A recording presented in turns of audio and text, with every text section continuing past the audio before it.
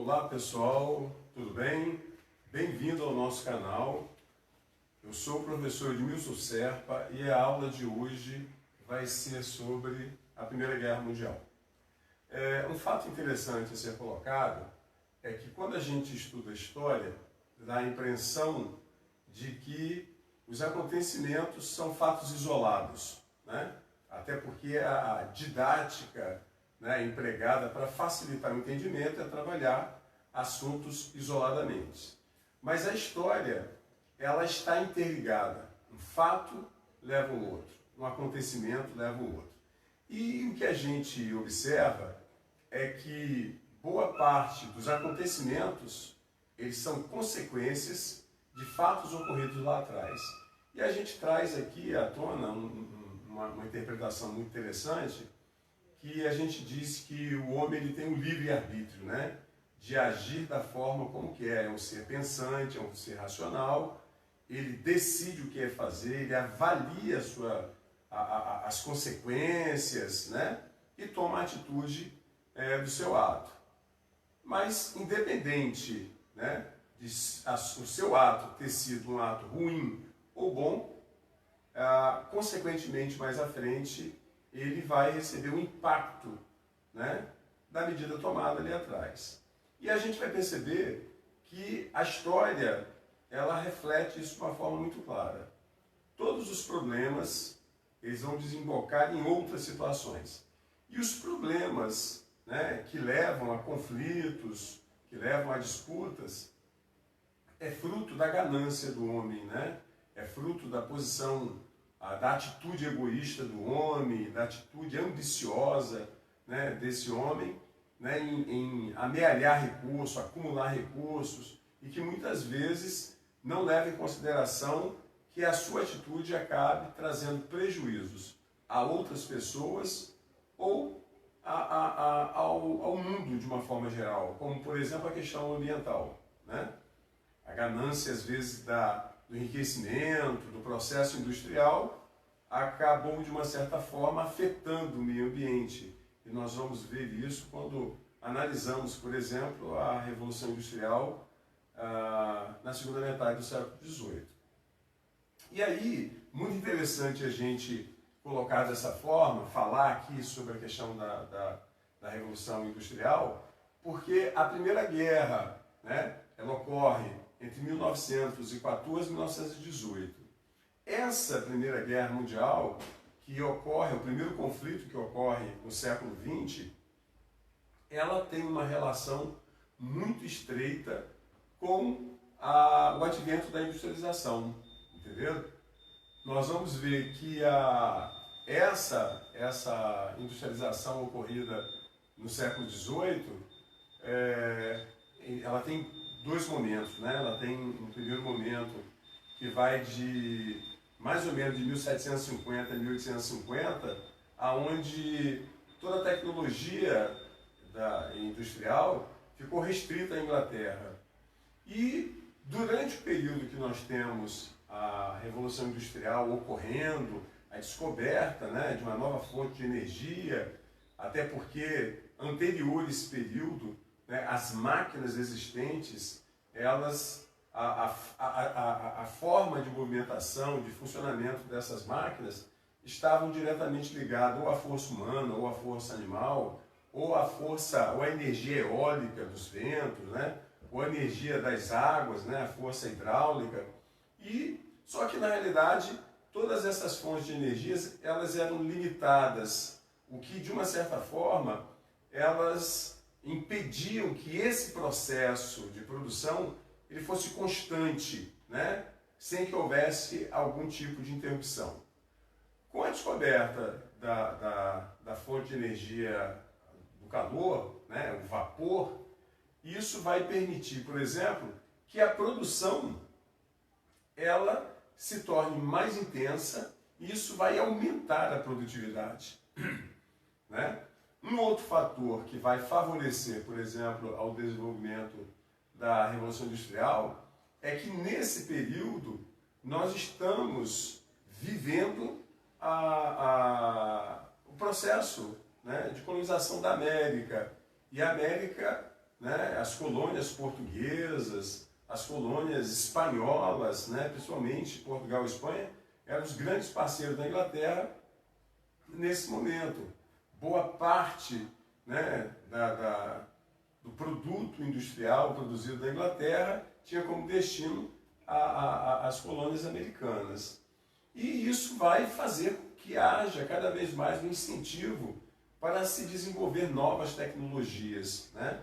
Para facilitar, para aumentar essa produtividade. Então, no primeiro momento, nós tivemos a tecnologia empregada, a descoberta da técnica da utilização do vapor, né? A máquina movida a vapor. O ferro era a principal matéria-prima, né? Utilizada aí, juntamente com o carvão.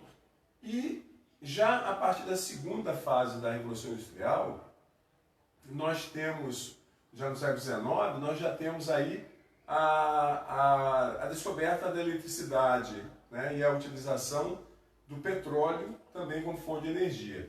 Nesse segundo momento, nós teremos um grande aumento, um grande salto em termos de produtividade, de produção industrial. E nessa parte, já nessa segunda fase, essa tecnologia ela não está restrita somente sob o controle da Inglaterra, né? Nós já vamos ter uma expansão dessas técnicas, né, de todo esse conhecimento por outras nações, né? A França, a Alemanha, os Estados Unidos, o Japão. E aí percebe-se, por exemplo, que na Europa o grande crescimento industrial, vai haver um grande desenvolvimento industrial. E aí imagine vocês, um número maior de países utilizando a técnica de produção industrial, a produtividade na Europa ela foi imensa. E no final do século XIX, essa grande produtividade ela vai acabar desembocando numa crise. Por quê? Eu tenho produtos demais, mas eu não tenho mercado consumidor suficiente para absorver todos esses produtos industrializados. E aí nós vamos ver um fato, aí mostrando como que uma situação leva a outra, né, a Revolução Industrial, né, levando ao que nós chamamos de imperialismo, né, ou neocolonialismo, que ocorre no final do século XIX. Esse imperialismo, neocolonialismo, a gente explica, nós chamamos de imperialismo, o processo de dominação, né, dos países da Europa sobre o continente asiático, sobre a Oceania, por exemplo, mas a área de maior concentração, né, de maior disputa vai se dar sobre a África e sobre a Ásia. Esses países da Europa, vivendo esse momento de crise, eles vão buscar, né, essas novas áreas à procura de mercado consumidor. Porque veja bem, se aqui dentro da Europa, né, a produção está na realidade acelerada, existe um excesso de mercadorias, mas o consumo ele não corresponde, ele não acompanha essa produção, é preciso, na verdade, que eu busque outros lugares para vender. Por quê? Porque à medida que eu tenho produtos demais para vender, automaticamente, baseado no que nós chamamos de lei da oferta e da procura, há uma tendência muito grande quando nós temos mais oferta do que procura, que o preço do produto venha a cair. E para quem produz, né, à medida que muitos estão produzindo a mesma coisa, muitos estão produzindo em grande quantidade, né, há uma concorrência acirrada e o preço começa a despencar, pode chegar a uma situação de prejuízo, né? Porque se eu gasto R$1 para produzir uma caneta, vendo essa caneta por R$5, R$6, se eu tenho que ir baixando o preço de 5, né, para 4, de 4 para 3, tudo bem, né? Eu estou perdendo uma margem de lucro, mas ainda tenho lucro. Mas quando eu passo, na verdade, a vender a caneta que eu gastei R$1, vender por R$1, eu já não estou tendo lucro nenhum, né? Eu estou simplesmente fazendo uma troca. E quando esse produto baixa a tal ponto de ficar abaixo do que eu gastei para produzir, eu já começo a ter prejuízo. Então, o temor, na realidade, de que essa situação viesse a se caracterizar, isso levaria a uma quebradeira geral, né, dentro da Europa, nas indústrias da Europa. E aí nós vamos ver que os grandes empresários, obviamente apoiados pelos governos, passam a financiar, passam a apoiar o governo também nessa estratégia de buscar novos mercados locais que pudessem levar essas mercadorias para serem comercializadas. Tudo, né, nada mais do que justo, né, tranquilo. Mas o que vai acontecer nesse momento? O que vai acontecer nesse momento é que, a princípio, vai-se em busca de mercado consumidor. Ou seja, locais onde eu tenho uma grande população, né, e que eu possa, na verdade, vender os meus produtos. Por isso nós vamos ver que as duas áreas, as maiores áreas populosas do mundo, como é o caso da China, né, e da Índia, localizado no continente asiático, foi o centro de grande disputa. A China, principalmente, foi o ponto de grande disputa entre as nações europeias, devido ao grande número, né, de pessoas, a grande concentração populacional.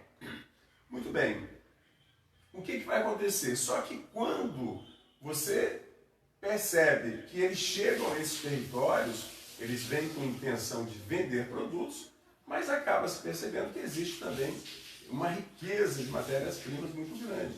E aí começa a haver um grande interesse, né, além do mercado consumidor, um grande interesse por esse mercado fornecedor de matérias-primas, né? Terra sempre foi um fator de riqueza e de poder. E aí começa a haver o interesse das grandes potências europeias pela dominação desses territórios. E aí, quando a gente fala imperialismo europeu, final do século XIX, também chamado de neocolonialismo, ou seja, novo colonialismo. E por que nós utilizamos esse termo? Porque lá em 1516, nós tivemos a expansão marítima, né? A Europa passava por uma crise, e a crise na Europa no século XV e XVI era a falta de mercadorias, né? Nós temos uma série de problemas, tivemos a crise do século XIV, a morte de 1/3 da população, o índice de mortalidade foi muito maior entre a classe servil, a classe trabalhadora. Isso impactou praticamente na produção. No século XV nós tivemos um grande crescimento da população, mas não muito grande entre essa camada da sociedade, o que fez na realidade que nós tivéssemos uma procura muito grande por mercadorias e essas mercadorias não eram suficientes. Além de outras situações, né? A necessidade de metais preciosos para se cunhar moedas, né? A própria política econômica adotada por esses governos durante os regimes absolutistas de acumulação de riqueza, o chamado metalismo, né? A ideia de quanto mais riqueza, mais metais esses países tivessem, mais poderosos eles seriam. Então, nessa época, há uma procura, uma saída dos países europeus em busca de mercadorias, ou seja, busca-se um caminho para chegar até a região das Índias, né, na Ásia, a procura, na verdade, de produtos que pudesse trazer para a Europa para se vender, né? É uma fase mercantil, a grande preocupação é comércio, compro lá e vendo cá na Europa. Então, esse período do século XV e XVI nós chamamos de colonialismo, né? A chamada expansão marítima é um período colonialista, o período em que vai se buscar essas mercadorias e acaba-se por dominar territórios. Já no século XIX, o motivo já é outro, né? Não é falta de mercadoria na Europa, é excesso de mercadoria na Europa. E aí, à medida que se vai buscar locais para vender mercadoria, procurando mercado consumidor, passa-se, na realidade, ao interesse também em dominação do território. Então, por isso nós chamamos esse período do imperialismo também de neo, ou seja, novo colonialismo, porque o velho chamado colonialismo do século XVI, as motivações foram totalmente diferentes. Bom, muito bem. O que vai acontecer? O que vai acontecer vai ser o seguinte, é que esses países da Europa, deixa eu endireitar os óculos aqui, que soltaram muito bem. Esses países da Europa, que partiram para a dominação imperialistas, cada um vai buscar ocupar, né, uma parte desse território. Os primeiros países a partirem para a expansão foram a Inglaterra e a França, né, as primeiras, né, nações a se industrializarem dentro da Europa. A Inglaterra a primeira e logo depois a França foi a segunda a se industrializar. E essas duas potências, né, que buscam esse domínio territorial, a procura de mercados consumidores, a procura de matérias-primas, a procura também de conseguir levar essa mão de obra ociosa, porque muito desemprego também dentro da Europa, né, levar essa mão ociosa para esses continentes, elas acabam ocupando os pontos estratégicos do continente, por exemplo, africano. Vamos colocar um caso aqui da África, né? No caso da África, nós vamos ver que a França ela vai se posicionar ao norte da África, do continente, ocupando aqueles territórios que estão ali, né, próximos do Mediterrâneo, e a Inglaterra ela vai se situar mais ao sul, dominando praticamente o sul da África e um pouco, né, o sudeste, né, fazendo essa ligação entre o sul e o Egito ali, por exemplo, né?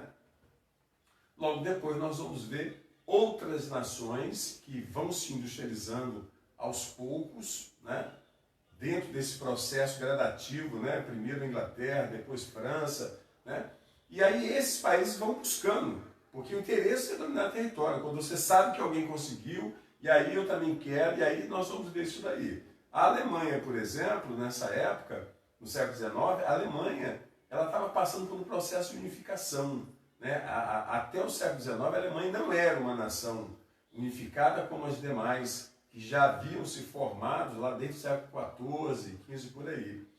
A Alemanha era um conjunto de cidades-estado, né? Federação Germânica, né? E aí nós vamos ter esse processo de unificação muito mais visando o interesse de quê? Desse imperialismo, dessa dominação. França e Itália passam por esse processo de unificação. A Itália também, né, não é uma nação definida, é um conjunto de cidades-estados também que está passando por esse processo de unificação. E aí todo mundo parte para o continente africano e asiático, que é o principal foco nesse momento. Então, quando a gente fala assim, Primeira Guerra Mundial, nós estamos falando de um conflito, né, que envolveu a maioria das nações do mundo. Qual é a causa? Né? Por que uma pessoa briga? Né? Duas pessoas estão brigando, existe um motivo. Qual o interesse? Né? Ofensa, interesse, né, no que é do outro. Existe uma causa que justifique isso daí. E aí nós vamos ver que uma das primeiras causas da Primeira Guerra Mundial tem uma ligação direta com as chamadas disputas imperialistas. Ou seja, essas nações que partiram para esses continentes em busca dos seus interesses econômicos, né, mercado consumidor, matéria-prima e tal, elas começam a divergir com relação aos territórios, a demarcação desses territórios, né? Nós vamos ter divergência, desentendimento entre essas nações. Então, uma das causas do conflito é essa disputa territorial. O conflito, a guerra em si, ela se dá por interesses econômicos. Isso daí é uma coisa que tem que ficar clara. É o interesse econômico que vai motivar, né, a esse conflito. E, ao mesmo tempo, é essa disputa dentro desses territórios. E, dentro desse processo de disputa, nós temos outras situações que estão também caracterizadas assim por esses interesses econômicos. Como, por exemplo, que nós chamamos de pan-eslavismo, né? Nós temos, no caso, na chamada Península Balcânica, nós temos uma disputa muito grande nessa região entre a Rússia e a Áustria-Hungria, né? E o interesse, cada um visando, obviamente, interesses, o interesse, por exemplo, da Rússia. A Rússia, a maior parte do território russo, o litoral russo, ele fica localizado numa área onde o clima é um clima praticamente polar, né? Durante a maior parte do ano, os portos russos eles estavam congelados. O grande interesse da Rússia era buscar uma passagem, né, por essa região da Península Balcânica que envolve território da Áustria-Hungria, que envolve território, né, do antigo Império Turco-Otomano, envolvendo duas regiões da Bósnia e da Herzegovina. Quer dizer, a ideia, na realidade, era conseguir um corredor onde os produtos russos pudessem, né, descer até o Mediterrâneo, onde os navios russos poderiam, né, serem carregados e transportar esses produtos no comércio internacional. Só que, na verdade, os interesses da Rússia se esbarravam nas questões políticas, né, geográficas da região. Existiam territórios, né, existiam outros interesses, como, por exemplo, o interesse da Alemanha, que apoiavam, por exemplo, as pretensões da Áustria-Hungria nessa região da Península Balcânica, porque, na verdade, o grande motivo de disputa ali era entre a Rússia e a Áustria-Hungria. Existia um território no meio do caminho ali chamado o território da Bósnia e Herzegovina, que pertencia ao antigo Império Turco-Otomano. Mas era um território de fácil dominação. E aí, quem é que iria dominar esses territórios? A Rússia, né, e a Áustria-Hungria viviam ali medindo forças, né? O grande interesse, por exemplo, da Alemanha, ao apoiar as pretensões da Áustria-Hungria sobre os territórios da Bósnia e da Herzegovina, era de que, havendo um domínio austro-húngaro sobre essa região e existindo acordos entre a Alemanha e o Império Austro-Húngaro, a Alemanha conseguiria, na verdade, passar sobre esse território, né, conseguir construir uma ferrovia que ligaria a capital da Alemanha, Berlim, a Bagdá, ao que nós conhecemos hoje, que é a capital do Iraque, que era uma área de domínio alemão, né? Então você teria uma região onde os produtos alemães poderiam serem transportados com uma maior facilidade. Então havia interesse alemão nessa região. Então eu tenho, por exemplo, disputa aí a Áustria-Hungria e a Alemanha, perdão, a Áustria-Hungria e a Rússia, disputando esses territórios. Quer dizer, todos esses interesses econômicos fatalmente desembocaria num conflito, né, mais à frente. Bom, mas aí, como é que se deu, né, esse processo que levou à chamada Primeira Guerra Mundial? Em 1871, nós tivemos, nessa disputa territorial, nós tivemos uma guerra entre a França e a Rússia, a chamada Guerra Franco-Prussiana. A Alemanha, que vivia, né, buscando conflitos na disputa, questionando a disputa, a divisão territorial, né, no continente africano, ela entra num conflito direto com a França, interessada numa região chamada Alsácia e Lorena. Essa região é uma região rica em carvão e ferro. E a ideia da Alemanha era buscar anexação territorial, isso já é uma ideia antiga, né? E desse conflito ocorrido em 1871, a Alemanha acaba vencendo essa guerra contra a França e se apossando desses dois territórios, da Alsácia e da Lorena, que são territórios ricos em carvão e ferro. Bom, o que vai acontecer? O que vai acontecer vai ser o seguinte: a Alemanha, após a dominação desses territórios, obviamente a Alemanha ficou preocupada, né, com a reação, né, da França, né? A ideia, o revanchismo francês de querer se apossar desse território, né, reaver os seus territórios. E aí nós vamos ver que a Alemanha, ela, através de tratados, de acordos, ela vai buscar, né, o seu fortalecimento na Europa através do que nós vamos conhecer um pouco mais à frente como a chamada Tríplice Aliança.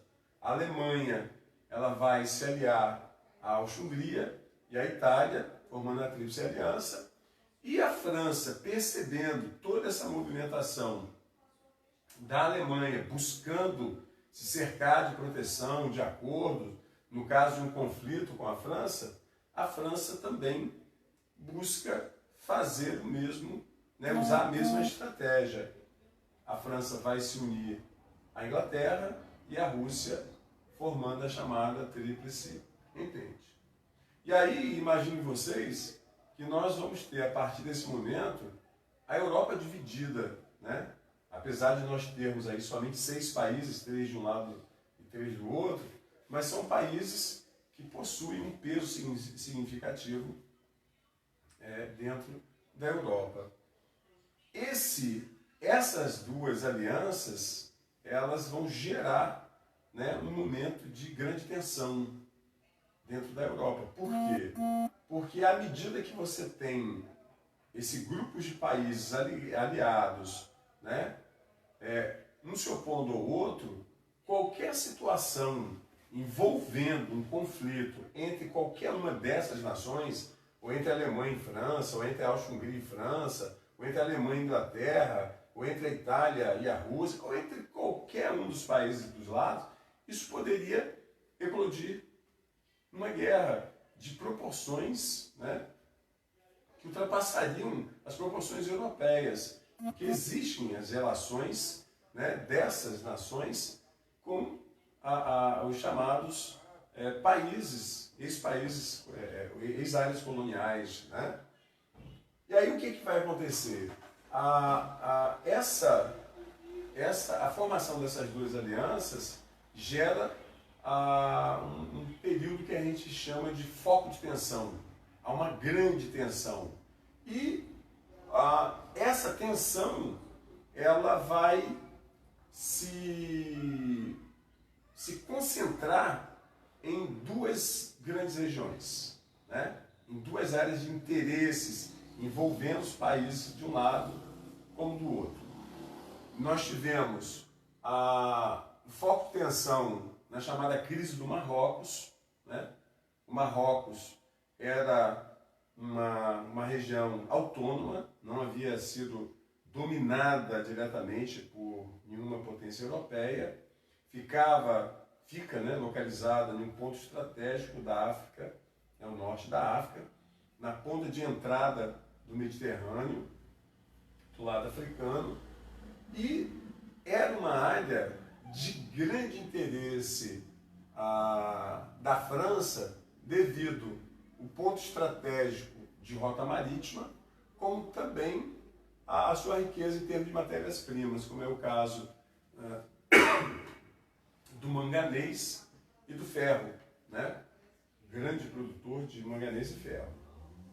E aí, a França, ela começou a se aproximar, né, do Marrocos, só que a Alemanha, que já vinha buscando, né, melhores condições dentro do continente africano, né, questionando essa divisão, também começa a se atentar sobre essa situação de proximidade da França nas suas relações ali com o Marrocos. E nós vamos ver o seguinte, que o estreitamento das relações da França com o Marrocos, que acaba gerando uma certa preocupação da Alemanha, poderia desembocar num conflito entre as duas potências, né? Uma guerra entre a França e a Alemanha poderia arrastar as demais potências para um conflito de proporções mundiais, né? Bom, muito bem. O que vai acontecer nesse momento? Essa situação de tensão na região do Marrocos acaba, de uma certa forma, sendo amenizada, porque a França, por exemplo, sabia que para ela conseguir o domínio sobre o território, ela teria que contar com o apoio de uma potência de peso, e que era, por exemplo, a Inglaterra. Só que a Inglaterra, por exemplo, tinha grandes interesses na região do Egito, que era uma área que estava sob domínio na África do Norte, ali da França. E aí fecha-se um acordo entre a França e a Inglaterra. A Inglaterra apoiaria as pretensões francesas sobre Marrocos e a França liberaria o Egito para o domínio inglês. E aí o conflito que poderia, né, surgir nessa região acaba não ocorrendo, mesmo contra os interesses alemães, porque a Inglaterra apoia as pretensões francesas e a coisa acaba tendo um peso maior para o lado da França do que para o lado da Alemanha. Muito bem. Então, nesse momento, na região do Marrocos, o conflito não se caracteriza.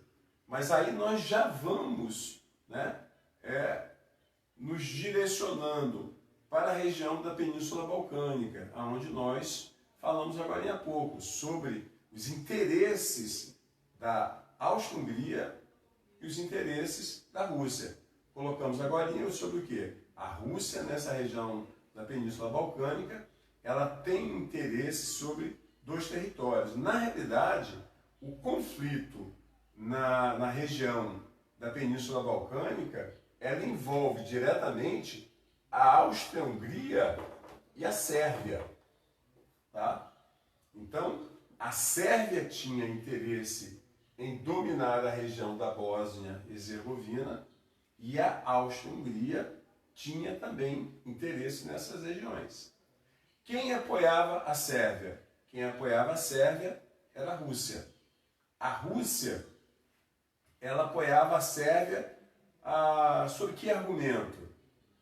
Né? Você fala, para você dar apoio a alguém, você dá apoio a quem? É seu parente, é seu amigo, né? A Rússia, ela tinha um interesse que nós já falamos aqui. Ela precisava de um corredor sobre essa região que pudesse chegar até o mar Mediterrâneo, ligando seu território até o mar Mediterrâneo, onde ela pudesse trazer suas mercadorias. É o que a gente chama a questão dos chamados portos quentes, já que os portos russos viviam praticamente congelados e era quase impossível o tráfego de navios, né, nesses portos congelados na maior parte do ano, até porque é uma região onde o clima é bastante frio. E aí o que acontece? O interesse da Rússia é esse interesse econômico. Mas a Rússia utilizava um outro argumento, né? Os povos, tanto da Rússia como da Sérvia, né, como da Bósnia e da Herzegovina, eram povos de origem eslava. E aí a Rússia, né, alegava o chamado pan-eslavismo, né, falando sobre a união dos povos, né, eslavos, e o apoio se daria por essa irmandade existente, né, são da mesma origem, são povos irmãos e tal. A Sérvia tinha a pretensão de criar a grande pátria eslava, a grande nação eslava, né, e a Áustria-Hungria tinha interesse na região, porque a Áustria já havia dominado a Hungria, né, e dominar esses dois territórios, né, do antigo Império Turco-Otomano, a Bósnia e Herzegovina, daria um poder maior à Áustria-Hungria nessa região. Obviamente apoiado pela Alemanha, que tinha interesse em quê? Na construção dessa ferrovia ligando Berlim a Bagdá. Muito bem, nós temos disputas nesses dois, né, dessas duas nações, a Áustria-Hungria e a Sérvia. Dessa disputa pelos territórios, quem acaba se apossando do território vai ser a Áustria-Hungria. A Sérvia, não tendo como reagir militarmente diretamente, a Sérvia começa a incitar a população ocupada da Bósnia e da Herzegovina a não aceitarem a dominação, a se rebelarem contra a presença, né, estrangeira ali na região. Só que, na realidade, a Sérvia também buscava incitar, né, ações terroristas, interesse político, é óbvio, né? Muito bem, o Império Austro-Húngaro, querendo consolidar a sua dominação sobre o território, resolve mandar, né, o herdeiro do trono austro-húngaro, o arquiduque Francisco Ferdinando e a sua esposa para uma visita oficial, né, ao território dominado, a capital da Bósnia, Sarajevo. E nessa visita oficial, o herdeiro do trono e sua esposa, ele sofre um atentado. Esse atentado, né, leva à morte um casal, e a Áustria-Hungria, ela responsabiliza quem pelo atentado? Responsabiliza a Sérvia. Acusa a Sérvia do ato terrorista, a Sérvia a princípio se cala, e nós vamos mais à frente, né, a história nos traz a informação de que o atentado foi organizado por um grupo terrorista, acho que é Mão Negra, se eu não me engano, da Sérvia, e a coisa, né, começa a ficar complicada. A Áustria-Hungria, ela, diante da postura da Sérvia, frente à sua acusação, a Áustria-Hungria declara guerra à Sérvia. A Rússia, né, tomando as dores da Sérvia, que via a Sérvia como sua protegida, né, a Rússia reage declarando guerra à Áustria-Hungria. A Alemanha, que apoiava a Áustria-Hungria, acaba declarando guerra também à Sérvia e à Rússia. E aí nós vamos vendo que os países que fazem parte dessas duas alianças, a Tríplice Aliança, a Tríplice Entente, acabam se envolvendo nesse momento no conflito. Então a guerra, né, o eclodir da guerra se dá nesse momento na região da Península Balcânica, em função dessa disputa imperialista, deste interesse imperialista. E aí nós temos, no primeiro momento dessa aula, as causas, as motivações, né, o contexto desse período que irão levar à Primeira Guerra Mundial. Na próxima aula, nós iremos trabalhar o desenrolar do conflito, mostrando aí como se deu, como a guerra vai se desenrolar, né, a entrada de outras nações, os interesses, né, as fases dessa guerra, em que momento, né, nós vamos ter essa guerra chegando ao fim, né, qual peso vai levar, né, que nações serão tão influentes nesse momento, quais os interesses e qual o impacto disso para a criação, por exemplo, né, da chamada ONU hoje, que na época a proposta era a Liga das Nações, né, qual o impacto disso na nova redivisão da Europa, né, nos interesses, né, dessas nações. Isso para que vocês possam perceber que, como nós colocamos no início, uma coisa acaba levando a outra, né? Um fato acaba gerando um fato mais à frente, e esses fatos históricos, eles estão interligados, e a partir daí a gente vai entendendo a história como uma coisa mais simples, né? Apesar dos detalhes mostrados aqui. Ok? Um abraço para vocês e até a próxima aula.